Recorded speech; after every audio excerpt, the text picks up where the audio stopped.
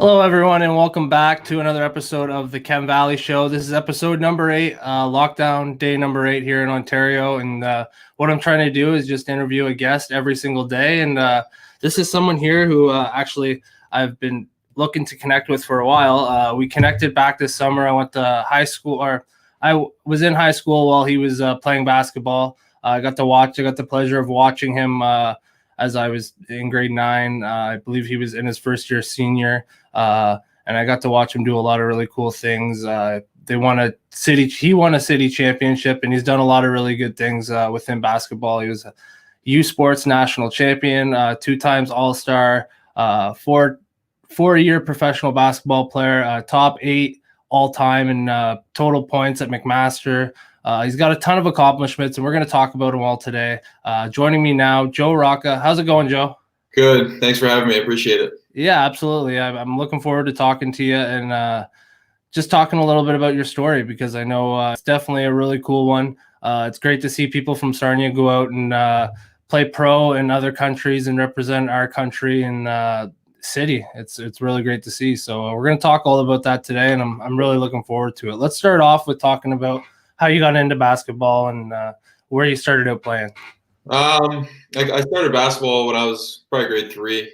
Both my parents played at Fanshawe College, so it was kind of given to us that we can play some basketball, and we have some pretty good genes. So I started playing at a pretty young age, and I originally liked soccer better than I liked basketball. But as I kind of grew up, my dad started to coach me and kind of show me the ropes a little bit about things. And your parents both played basketball, right? Yeah, they were both at Fanshawe.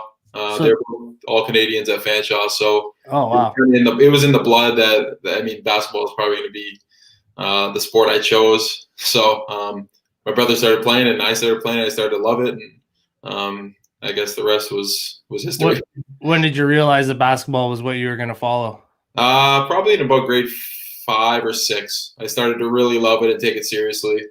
I was a big soccer guy when I was younger, and I really loved it. So I kind of started to move away from that and picked up basketball and really committed to it. And my dad and mom kind of said, if this is really something you want to do, then go and do it, right? But you got to be all in if you're gonna. And was your dad your coach pretty well all the way up for you, or did you have other coaches as well that were there for you that you would say kind of motivated you? Because I know there's like around St. Chris anyways, I know one guy in particular that was really like motivating and helpful to a lot of the basketball players was Sean Mayhew. Yeah. Those are guys like Sean Mayhew, Trevor Shar, Dave Elsley. Like those are the guys that I had in high school. When I was younger, it was my dad kind of coached me from in club basketball from grade 3 really to grade 8, and then after that he took a step back for both myself, my brothers. And then in my high school career, I had some really, really good mentors, like I said, Elsley and Trevor Shard, Sean Mayhew, like even Chris Jones at Northern. I mean, I still connect with, and it's nice to kind of connect and talk to those guys kind of after, now that my career is over, to kind of follow up with them and see how they're doing and stuff like that. So what were some of your favorite memories from high school, playing basketball in high school or growing up? Yeah, just the guys, man. Like I look back now, and like those guys are some of my best friends, right? Like Alex DeCarlos, Eric McDonald, Nick Versava, those type of guys, Daniel Spinato. Like I played with all these guys in high school, and we're still in a fantasy football league, and we're still kind of in a group chat, and it's just those memories that you get from playing with these guys throughout high school. You don't get those times back, and you don't realize it when you're in the moment, but looking back on it, we always have good memories of high school and the road trips with Elsley, and just a lot of good times kind of going through it. For sure. And I see in this picture here, your brother's in there as well. What was it like playing with your brother? It was cool. I mean, I would have liked to play with him more. In grade 11, I was going into my last year, and I expected like, oh, we're going to have a season together, and we're going to have a shot to win OFSA. Like we had the team to go and win OFSA. And prior to that season, Mike got the news that he was going to have hip surgery, which was completely devastating for him. And it was devastating for me, but I mean, I'm the older brother. I didn't really want to show it because, he's going through a tough time with hip surgery, and then doctors saying, oh, he might not be able to come back, and I might not be able to play basketball anymore, and all this and that. So I mean, to get the opportunity, he came back. He's nuts. He was up at like 5 a.m. working out and doing his rehab. He got to come back in the playoffs. We made a run and off, so we lost in the finals. But I was able to play with him a little bit throughout that season, which was special for not only me, but it was special for my parents to watch us on the court at the same time. And to me and him kind of grew up. My older brother played hockey at a high level, but me and Mike kind of stuck to basketball, and we grew up training together, and we went through a lot of stuff. So to finally be able to get a chance on that stage to play together was special. That's incredible. And I remember watching you guys as kids, and like just the Rocca name, you knew that they were the most like focused and just dedicated athletes. I would say in the area, it would be hard to find another more hardworking pair of athletes than the Roccas here in Sarnia. We had to be there. We had to. We were not the most gifted athletically. We were not the most gifted basketball players, but I mean, we always kind of held our hat on being the hardest workers and trying to do it that way, because the God-given talent wasn't the number one thing for us. Definitely. So let's talk a little bit about what you did after high school. What was your first? Where did you go after high school? And I originally committed to McMaster, and that was exciting for me because like throughout my grade 12 and 13 year, started getting recruited, and it was pretty exciting. Kind of all these coaches give me calls and have me down for visits and stuff. And McMaster at the time felt right, and so I decided to play there. I decided to go there. I had a good run there. It was individually, I scored a lot of points, and I was the leading scorer a lot of the years. And it was good. So I committed to Mac, and it was a great 4 years, and I really loved it. And I have a degree from McMaster, which is a top 100 school in the world. So nothing really bad to say about that. Built some good friendships there. And is that where you won the championship? No, and then I decided to, after my fourth year, to transfer, and it was a big decision for me because I got to sit out a year at that point, right? So I was going to ask, because I know you only get so many years to play, and I know if you choose to transfer, it's kind of like a whole process, because I know a couple guys who I played football with went through the same thing. But exactly. Like, what was that like? It was a process, like making that decision and finally being like, okay, this is what I'm going to do. It was a thought out process. It wasn't anything like it was a. Was your brother at Windsor at the time? My brother was at Windsor, yeah. So did that ever cross your mind? Yeah. So it came down to. At that point, I was starting to think like, okay, maybe I can be a pro. Like when I went into university, that wasn't on my mind. I wanted to have a good experience, and I wanted to do really well in university. But then as the years kind of went along, I was like, okay, maybe I can be a pro. Maybe I can go overseas. Maybe I can do this and that. So that was part of my decision. Like University of Carleton is one of the most sought after universities in Canada and North America. So they were always going to be an option if they wanted me. And I got the call from Dave Smart there, and he wanted to have me down for a visit, and he was super interested. So I was like, okay. And then obviously with Mike at Windsor, I respect the hell out of Chris Oliver, who was at Windsor. So I was like, okay, like I started telling teams that were calling I was just like, I'm just keep this short. Like I'm not trying to go through the recruiting process. I want to go to either Windsor or I'm going to go to Carleton. And I told people that, and I wanted to be upfront with schools that were trying to maybe recruit me to go play there for the last couple of years. So I just was like, okay, I don't want to go through all that. I'm just going to decide. I ended up deciding to go to Carleton, and it ended up being the best decision of my life.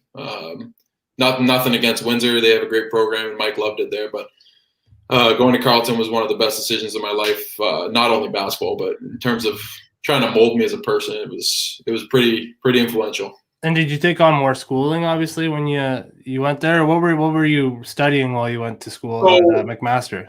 So when I was at McMaster, I was in communications, and then I finished. And what did you want to do originally?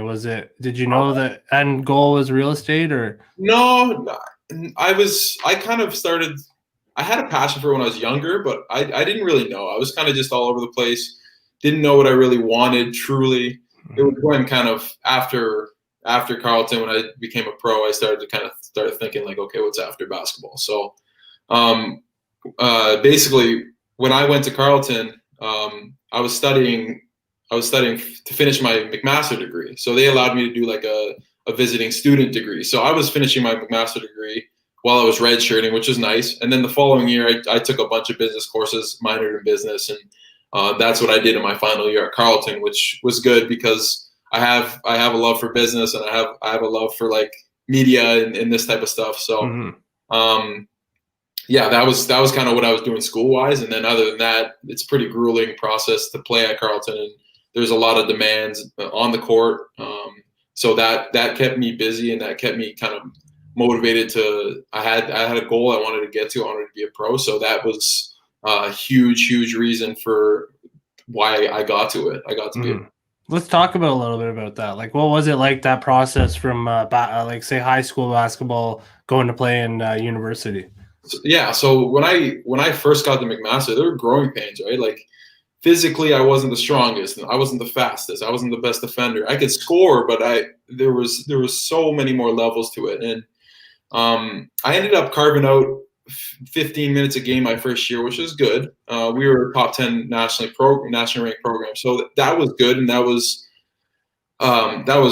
obviously it was a good thing for me. But I mean, if anyone knows me, they know that I expect a lot of myself, and I wanted more than that. And I mean, I knew that if I wanted to get to that point, and I wanted to be a starter, and I wanted to be a consistent scorer, and whatever, I was gonna have to put in a ton more work. And you think you're working hard until you get to the next level, and you're like, okay, I got to work a little harder. And then you get to the next level, and you're like, okay, I haven't worked hard enough. I got to keep going, right? So it's just kind of understanding that you might think you're working hard, but at the end of the day, you got to understand that there's people out there that are going harder than you are and working smarter than you are, and you got to find an edge somehow, by whether that's surrounding yourself with people that are better than you or doing something that's going to make you have success moving forward. What would you say are some of the things that were pivotal in your success along the way? Because I know you have like a basketball court in your backyard, and that probably helped you out along the way, like just going out and shooting whenever you felt like it, really. Yeah, it definitely helped. It was, I mean, we're so fortunate to have that, and our parents kind of gave us that and they never forced us and said, okay, you're playing basketball. They put it there, and they said, if you guys want to be great, you guys can go do it, but that's going to be up to you, right? So, I mean, a family was a huge one. I mean, I tried to surround myself with people that pushed me and held me accountable, because like you can let yourself off the hook a lot and do the woe is me thing. And if you don't have people around you that hold you accountable and want to make you better and want the best for you, then you're in trouble. So, I mean, I had my older brother who played at a very high level of hockey, and he kind of was guiding us in some of the mistakes he made and pushing us in a different direction. And then Mike, having him to be my training partner, and whenever I didn't want to go to the gym, he pulled me. Whenever he didn't want to go to the gym, I pulled him. And it was just a lot of it came from my family kind of holding me accountable. And then obviously, like I mentioned before, coaches in high school and teammates and stuff like that they saw potential in me and wanted me to get to that level. So it was big having them as well. So after university, what did you do? What was your first plan? Did you start looking at pro, or were pro teams coming after you, or did you start looking out there for options? It's tough, man. Like people think you're just going to become a pro if you have a good season or a good career in university. They're like, okay, I can be a pro. Anyone thinks they can be a pro, right?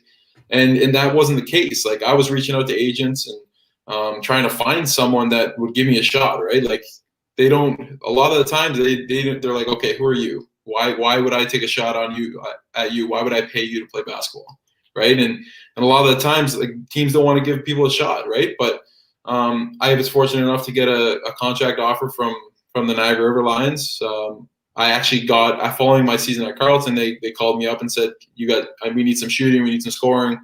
Do you want to come play for 7 games? I was like, sure. So I eventually signed with them the year after, and that was kind of my shot, right? And was that in 2017? Yeah. So the first stint, I played 7 games right after we won national championship with Carleton. And what league is that in? The NBL Canada. So now they still have a league, but there's now a better. Is that like London Lightning? Yeah, London Lightning. So okay, cool. Yeah, so that was my first real shot to kind of play at the pro level and get some video and get some film. So eventually when I did want to go overseas, I'd have something for them to see. Like, okay, this is what I can do. This is what I would bring to your team. Now I can get an agent from there, right? And I don't think there's too many. Like, I don't think a lot of people out there know that there's these leagues here in Canada. Like for instance, like the London Lightning. I didn't really discover them until like I want to say a few years ago, and it's great to see because obviously it created some opportunity for you. Is this the team you went to after? Yeah. So this was following my year in Slovakia. So the year after I played in Niagara, I signed with BK Spiška Nova Ves in Slovakia, which is cool. Like, I had a really good experience there. Played really well. Was that your first time playing overseas? Yeah. First time playing overseas. What was that experience like? Like, kind of going? Were you on your own? No, I had a few other Canadians that were actually on the team as well too. Adam Pasuti and Matt Marshall, who also played against me and with me in university. So it was nice to have them there, and I mean the team really took care of us over there, and there were some sponsors there that kind of showed us around and really took care of us, and I had a really good experience there. I really enjoyed it, and I mean we got to see a lot of places. I got to travel a little bit when we had time off, which is cool, and that's really what I wanted to do when I was over there. I was like, I don't want to sit in my room all the time because you can get bored. So we traveled a little bit, and then that summer I got drafted by Hamilton Honey Badgers of the CBL, which is the new Canadian Pro League, which they're doing an unbelievable job. Canadian talent, and had a really good experience that summer with them too. So it's a summer league, 4-month season, and it gives Canadians an opportunity to come home after their seasons overseas and play in the league and go from there and make a little bit of money too, because a lot of times. Awesome. So is that Hamilton team? Is there any other teams that are closer to us? Yeah, well, so Niagara River Lions are now in that league. They have a Guelph team. They have a team in Hamilton. They have a team in Fraser Valley, BC. They have a team in Saskatchewan. Oh, wow. They have a team in Edmonton and a team in Ottawa, and they're looking to expand. So the league's doing a good job. Obviously, the pandemic's threw a little wrench in this, but I know the people, kind of the people that are running it, and they're really smart people and really driven people. So they're gonna be in good hands. It's definitely not easy to start up a league, and I mean, obviously with the NBA being the forefront of all of basketball, like you look at the WNBA and how hard of a time they have with stuff like that. Do you think they'll have a hard time building their league with like other leagues like the NBA, or do you think there's opportunity there? I do. I think there's definitely opportunity in Canada. The product just has to be good, and they gotta put it out there, and I think the fans will come. It's just a matter of time and marketing it to a point that people want to see it. And I think the first year they had a pretty good amount of fans, and I don't think that is going to go down. I think it's just going to continue to rise, and eventually it'll be the premier league in Canada, and I think fans will really kind of pull themselves to that.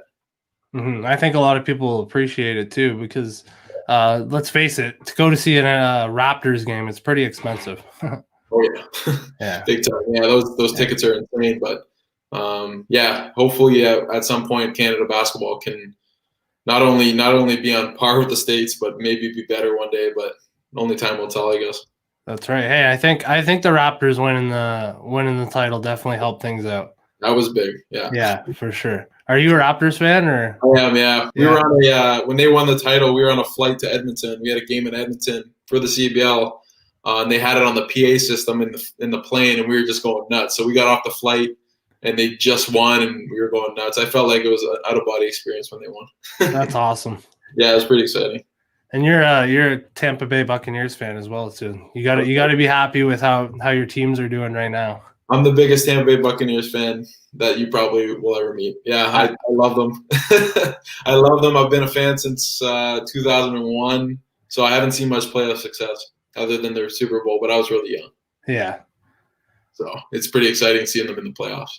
Definitely. So after the Honey Badgers, you went overseas again? Yeah. Yeah, and was it to a new team, new experience? How did that come about? Yeah, I signed in so last year I had a pretty good season in Slovakia and a good season with Hamilton. So I was under the impression that like I want to sign in a solid league, and I want to get a good salary and so on and so forth. So I held out a little bit. I mean, there were some contract offers in August and September, but I mean, it wasn't, none of them really fit, and they didn't feel right. So then November rolls around, and I mean, it's getting late to sign, right? So once you get to November, December, like a lot of leagues are midway through the season. So I ended up signing with a team in Georgia, Tbilisi, Georgia, which I had never really heard about. I mean, across the world, it's further than It's further east than Turkey. So yeah, honestly, I watched UFC before, and I've seen a fighter come out from Georgia. And honestly, when I hear Georgia, I think of like Atlanta. So Atlanta, exactly. Yeah. So I didn't really know too much about it. I looked at pictures and I was like, oh, this place looks beautiful. Like I've never really seen it before. So I ended up signing with Zavrebi, BC in Tbilisi, Georgia. I'm glad you pronounced that, because I wasn't going to attempt it. So yeah, I signed with them, and it ended up being a good experience. The city was beautiful. It's over 1 million people, and there was stuff to do. I could go out of my room and travel around the city, and there was no shortage of things to see. So I had a pretty good experience, but then obviously COVID. Yeah, like last year around this time, isn't it crazy? Like last year around this time, you probably were there, weren't you? I was there. I was there. So, that's insane. The situation when COVID started, it was pretty wild. Leaving a country and having to switch flights around and being like. So 2020 has been a pretty whirlwind. Like when you say whirlwind year, it's been a whirlwind year for you. Like you've had you've had a lot of change, and let's start off with talking about that. Obviously, with playing in Poland, you got the call, or how did that come about? Like obviously the decision to come home during that time. So basically, when I started seeing COVID cases start to rise, I had heard rumblings of the leagues in FIBA was going to shut down. So I was like, okay, like what's the plan here? Like, so I went to my club and I said, like, we need to get a flight, because this is not getting better. And on the day, a couple of days before they canceled leagues, we were set to play a game. Like we were going to play a game, and my coach is like, no, game's going to go as planned and all this and all that. And I was like, I don't know about that. Wow. We'll see. Like, he's like, just play, don't worry about it. I was like, okay. At that time, I was pretty scared, because way across the world, and I'm hearing borders shut down and this and that. So I ended up getting on a flight as quick as I could. And what was that experience like? Obviously, being on planes and traveling during that time. It was different. I was just more cautious. I mean, I was just more cautious, making sure I'm washing my hands, staying away from people, wearing a mask. So it was pretty surreal. Then you get home and you're in a quarantine, right? So since then, you really haven't had too much interaction with people like you used to, which has been weird. And I mean, thank God that everything went fine and I got home, and then that's when kind of I had to sit down and really think about what my next step is. I was getting my real estate license. I got it when I was playing over there. I just figured, like, I like it. I'm going to do my license. I'm going to see what happens. And then when I got home, I really had to sit down with my family and my girlfriend and just kind of go over, like, what's the best step? Because this season overseas, teams aren't paying guys to come over because the seasons are getting shut down, games are getting canceled. So I ended up making the difficult decision just to stop playing, which was really, really tough. But I haven't regretted it for a day since I did it. So that's the most positive thing about it. I'm loving real estate, like, so much. I'm loving what we do with Rocca Lead so much. So, and I'm loving living at home or living in Sarnia. We bought a house, and I'm loving living in Sarnia, and I'm really enjoying it. So that's awesome. Let's talk a little bit about Rocca Elite before we talk about how you got into real estate and everything, because I know that came first, right? Like, you started Rocca Elite a few summers ago, I want to say. Yeah, we started in 2017. Mike and I just started at small couple camps, and ever since then it's kind of growing. We've been to a bunch of cities for camps and stuff. Obviously this summer was shut down because of camps, but we were able to do group sessions and stuff. And our athletes have been great. Like, I have so many good things to say about the athletes and the parents that we meet. And it's myself, my girlfriend, who also played overseas for 4 years, and my brother, who played at a high level also. So we're loving every second of it. We get so excited, maybe more excited than the kids when we get to go train them and stuff. So that's awesome. We're loving what we're doing, and I just like the sky's the limit kind of for the program. And what's your goal with it? Because I know there's other programs. Like I know when I went to high school, the one that everyone talked about was like Olympia. Is that what you're trying to kind of bring to life and make it more of like a basketball, just basketball driven? Well, yeah, it's going to always be basketball driven. It's always, that's what it's going to be. And I mean, we're trying to mold a complete athlete. It's never, we've played for so many great coaches that like, we want to kind of take that information and give it back to them, and not only make them good basketball players, make them have fun with it, and make them good people, and kind of help mold them that way, and attitude and stuff like that. So little important things that kind of maybe hurt us during our careers, we want to make sure that doesn't happen to them, or we can push them in a direction. And then at the end of the day, motivate a couple of these kids to maybe do what we did one day and have similar experiences as we did. Because at the end of the day, we want these kids to have a good, positive experience with basketball like we did. And if we can help in any small way, that'll be a win for us. So it's you and Mike. These are the coaches there. Yeah, that's my girlfriend on the right, and then Mike's in the middle. Yeah, and then me. So we've all played at a high level, and we have a lot of information that's been passed down from great coaches. So it really helps us relay messages and information and understanding to athletes who love the game. And at the end of the day, if they love the game and they're coming and working with us, that's all you can ask for. If you don't love the game, then it's probably not the right place for you, right? For sure. It's going to feel super uncomfortable. And but if you love basketball, then there's no better place, in my opinion. Right on. So where can they find you at for Rocca Elite Basketball? Yeah, we have a website, www.rockabasketball.com. And then I think I have it in the link below if you're wherever you're watching anyways. Yeah. And then we're pretty easy. Mike, myself, and Christine are pretty easy. You can a lot of parents can sometimes text us, and we get back to them pretty quickly and stuff. So it's nice to have that personal relationship with a lot of the athletes we work with. So. And what's Mike up to now? Is he coaching? Yeah, he coached last season with a high school program, and then he was the assistant coach for my Hamilton team in the CBL as well. And then amazing! With a company called BDC. Business Development in Canada in Hamilton. So amazing. Yeah, he's doing well. He's so he's living up in Hamilton. Oh, that's awesome. Yeah. Let's before we end things off here, I do want to start talking a little bit about your real estate career, because it was obviously the decision you made after retiring from professional basketball. Let's talk a little bit about that and how you got into things.